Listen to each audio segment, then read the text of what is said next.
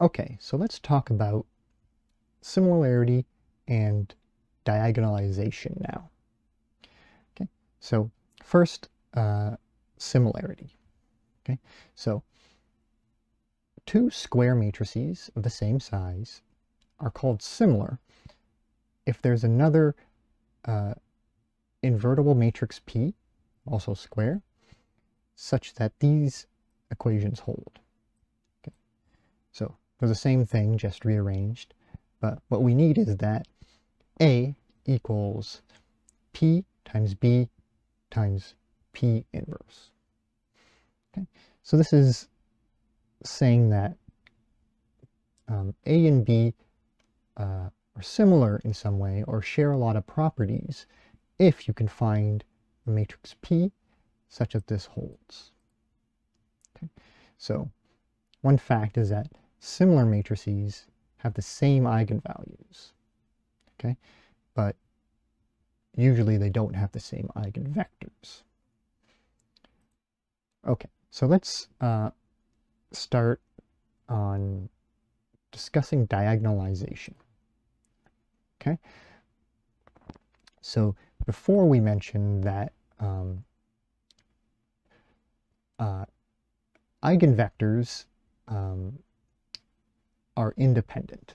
Okay, so if you compute the basis for each eigenvalue you get, or sorry, for each eigenspace you get, and you put them all together, then that's an independent set. Okay, so let's say you do that, you compute the basis for each eigenspace, and you put them all together, and you get n many eigenvectors. Okay, so for an n by n matrix A, suppose we have n linearly independent eigenvectors. Call them v1 through vn. Okay, and since they're eigenvectors, they have eigenvalues. Okay, and call lambda 1 through lambda n their corresponding eigenvalues. Okay, so here's what I'm going to do. I'm going to form the matrix P, which is the eigenvectors with the eigenvectors as columns, like this. And then I'm just going to multiply A times P and see what I get. Okay, so A times P, okay, this is P here. Okay, so remember our rule for multiplying. We multiply A times each of the columns of the right side matrix. Okay, and we get this expression. Now I have, so each column is A times Vi, okay, for I1 through n, right? But we know that each of the V's are eigenvectors, right? So A times Vi equals lambda Vi. That's the defining relationship between an eigenvector and its eigenvalue, right? So for each of these columns, I can replace it with the column lambda times Vi, right? A Vi becomes lambda times Vi for each column. Now, I'm going to do something that's maybe not obvious, but if you work it out, it should be straightforward. Okay, I notice I have a scalar, the eigenvalue, being multiplied by each column here. That means I can rewrite, I can pull out all the scalars in this way and just have a matrix of the columns, the eigenvectors, times a diagonal matrix with the scalars along the diagonal. Okay, so right, if you multiply this out, you'll see that it equals this. Okay, so this is P, the matrix of eigenvectors, right? And this matrix here, I'm going to call D, okay, the diagonal matrix with eigenvalues along the diagonal. Okay, so what have I shown? I've shown that if I multiply A times P, it equals P times D. Okay, so what can I do with that? So, since P is a square matrix, P is a square matrix made up of linearly independent columns, that means it's invertible. So P inverse exists. Okay, so what can I do with this? Okay, I can start with my equation that I proved, AP equals PD, and now I can try to isolate for A. Right? If I right multiply both sides of this equation by P inverse, okay, then on the left-hand side I'll get P times P inverse. That's just the identity, so that disappears. And I'm left with A equals PD P inverse. Okay, so this is the famous factorization, right? This is called the diagonalization of A. Okay, and if you remember what we said about similar matrices, right? We pretty much got this equation, right? So what are we saying? We're saying that this factorization is saying that A is similar to a diagonal matrix D. Okay, so in some way, A acts the same as D. Okay. Okay, so here's the diagonalization theorem from the book. Okay, so it says that A is diagonalizable, okay, if and only if A has n linearly independent eigenvectors. Okay, so we proved one direction of that statement, basically up here. Okay, we said if we have this many eigenvectors, n many, then we can diagonalize it, right? Notice if we didn't have a full set of eigenvectors, let's say we had only n minus 1 eigenvectors, or n minus 1 independent eigenvectors, and then one more that was dependent, then this equation would still be true, AP equals PD, but if we tried to isolate for A, we wouldn't have an inverse of P to get this equation, right? We need n many independent columns. Okay, so if we're deficient and we don't have n many independent columns, the diagonalization doesn't work, right? So that's what this theorem is saying, okay? And it's actually saying more than that, okay? You may think, well, okay, maybe I can't get, maybe I can't find n many independent eigenvectors, but maybe I can find just n many independent vectors that will do the job, but they're not necessarily eigenvectors of A. Maybe that sort of thing will work. And it's saying, this theorem is saying no. If you want a factorization like this, the P is going to have to be eigenvectors of A, and the D has to be eigenvalues. It's always going to work out like that. And if you can't find n independent eigenvectors, then diagonalization like this will not work. Okay? Okay, so let's talk about a very nice consequence of diagonalization. This is a formula for computing powers of A if A is diagonalizable. Okay, so if A is diagonalizable, then we can write this. Now suppose I want to raise a to the power k. So I'll do that, where k is some whole number. Okay, so I'm going to write ak, and on this side I'll raise the whole thing to the power k. Okay. So now you have to be careful when you're taking powers of matrix products like this.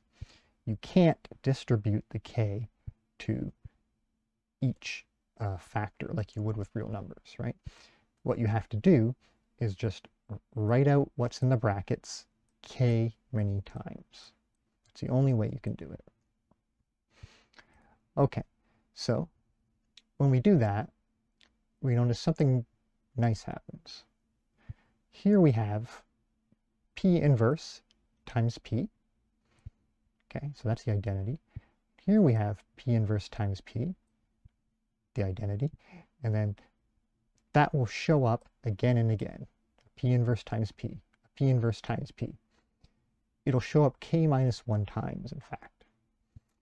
And the result is all of those in the middle, all the p's and p inverses in the middle, all vanish. Okay? And what you're left with is a product of k many d matrices. Okay, so d times itself k times is just d to the power k. So I have a nice formula for computing the power of a diagonalizable matrix. Okay, and so in general, computing the power of A is hard and involves a lot of computations, especially when k is a high number. But this allows you to compute it quite easily. Why? Because computing d to the power of k, a diagonal matrix, is very simple, right? If d is a diagonal matrix like this, those elements on its diagonal, then d to the power of k is just a matter of raising those elements to the power of k. So this is really easy to compute, okay? And then, so if I want to compute a to the power 1,000,000, okay, all I need to do is compute d to the power 1,000,000, okay? That's not that bad.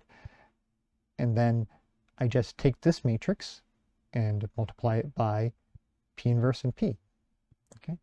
So it's just multiplying together 3 matrices instead of 1,000,000 matrices.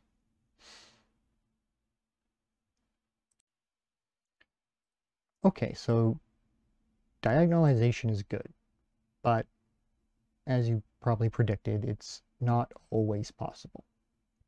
Okay, so the diagonalization theorem said that A is diagonalizable if and only if it has n linearly independent eigenvectors. Okay, so another way of characterizing that is analyzing the algebraic multiplicity, okay, and the geometric multiplicity. Okay, so the algebraic multiplicity was the number of times lambda shows up as a root in the characteristic polynomial, and the geometric multiplicity was the dimension of the eigenspace associated to lambda. Okay, so if you get that the algebraic multiplicity equals the geometric for each lambda, then it will be diagonalizable. If you get that the geometric multiplicity falls short of the algebraic multiplicity for any lambda, then it won't be diagonalizable.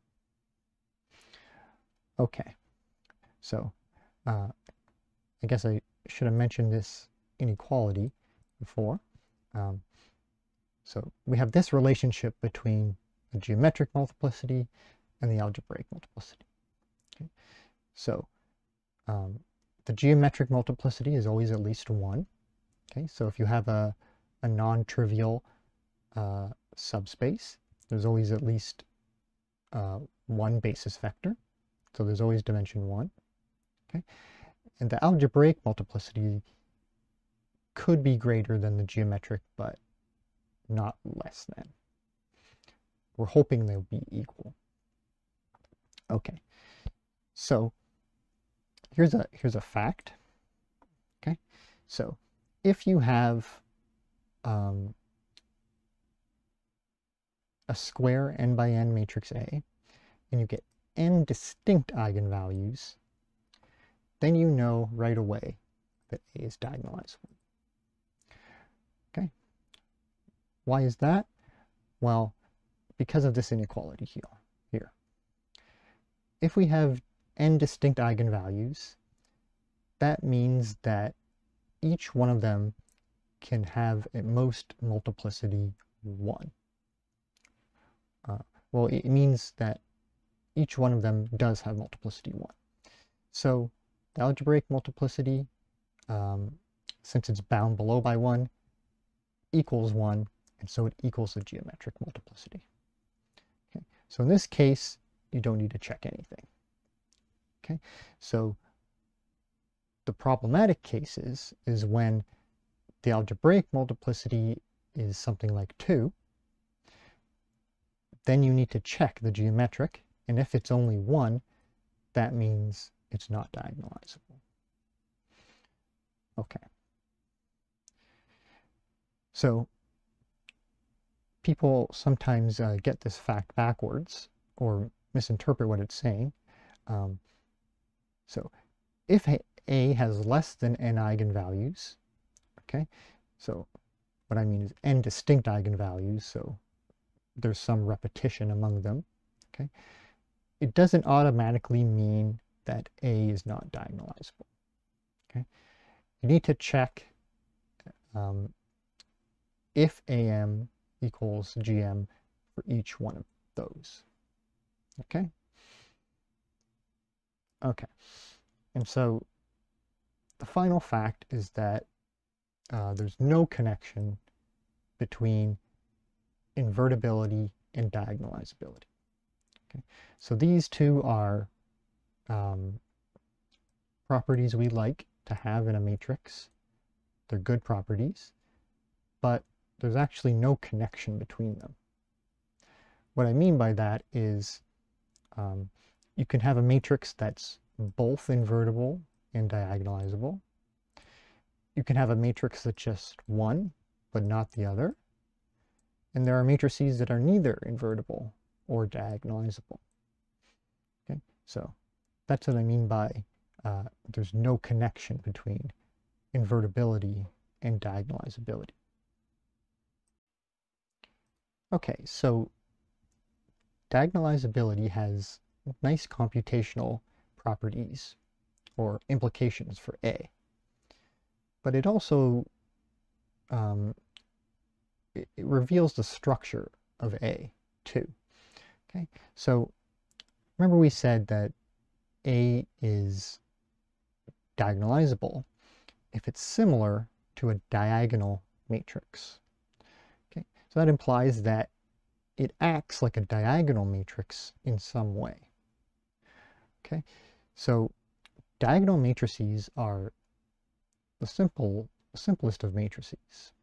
Okay, if you take a vector and multiply it by a diagonal matrix, then all it does is stretch its coordinates by the entries along the diagonal. Okay, so if the diagonal matrix is 3, 2, 1 along the diagonal, then what it does to a vector in R3 is it stretches the first coordinate by 3, stretches the second coordinate by 2, and stretches the third coordinate by 1. So it's a very simple action. Okay, so if we're saying A is similar to diagonal matrices, A should be simple in some way, from some perspective, right? Okay. So if A is diagonalizable, that means it has n linearly independent eigenvectors in Rn. Okay. We talked about if you have n many independent vectors in an n-dimensional space, that they automatically form a basis for that space. Okay, so that means that the eigenvectors of A form a basis for Rn, right? So let's write down this basis as B, like this, and say that these are the n eigenvectors of A. Now we can form the matrix P, as we did before, and now we can sort of think about the action that A has on X in a different way. Okay, so A acting on X is the same thing as P inverse acting on X, and then D acting on that vector, and then finally P acting on that vector. Okay, so instead of one big action of A, it's the same as taking 3 different actions on X. Okay, so let's see how that breaks down. Okay, so here's X. Okay, if I multiply it by A, then I land over here, AX. So that's computing it like this. Okay, but let's compute it this way. So if I multiply P inverse times X, what does that do? Okay, so remember back to our discussion about the action of P and P inverse on a vector. Okay, that was at the end of lecture 7. Okay, what we said was that if you have a vector X in the standard basis, multiplying it by P inverse converts it into a B coordinate vector, right? Where B is the basis of eigenvectors.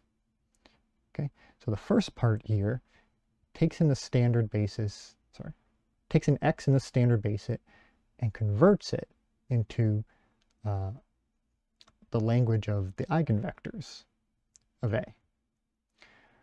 Okay, so that's the first action. Now we have an X which is written with respect to B. Now if I multiply it by D, that's just a simple stretching, right? Multiplying by a diagonal matrix is just stretching. It scales the vector. Okay. Then what happens? Then I multiply it by P. The result here I multiply by P on the left side. Again, remember what we said the action of P does to a vector. If it's a vector that's written with respect to the basis B, it converts it back to the standard basis, right? Okay, so this sort of reveals what A is actually doing, or it gives another way of thinking about A. Okay, so what A does is it translates a vector into its preferred basis, right? The basis made of its eigenvectors, and then it does a simple stretch on them, okay? And then it converts it back into the standard basis, okay?